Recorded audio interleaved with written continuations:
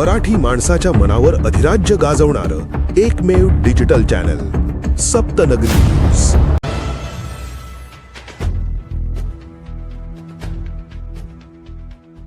चांदवड घाटात धावत्या एसटी बसला आग। एसटी बसमधील 54 प्रवासी थोडक्यात बचावले।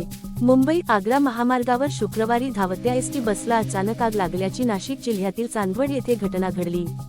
शहादा येथून नाशिककडे जाणारी ही बस चांदवड घाट उतरून खोकट तलावाजवळील निसर्ग हॉटेलसमोर आली असता बसमधून धूर निघू लागल्याने चालकाने प्रसंगावधान राखत बस रस्त्याच्या कडेला उभी केली आणि सर्व प्रवाशांना तात्काळ खाली उतरवले। त्यामुळे मोठी जीवितहानी टळली। अपघाताची अधिक माहिती अशी की एसटी बसमध्ये एकूण 54 प्रवासी प्रवास करत होते। चालकाच्या सतर्कतेमुळे सर्व प्रवासी सुरक्षित बाहेर पडले। काही क्षणांतच आगीने रौद्ररूप धारण केले आणि संपूर्ण बस आगीत जळून खाक झाली।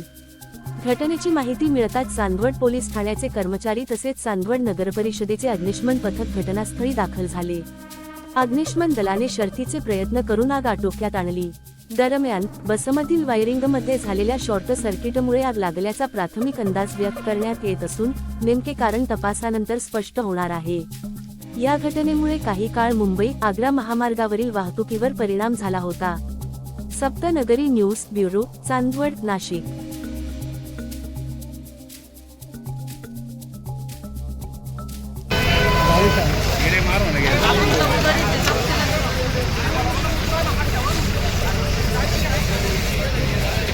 मारून दे।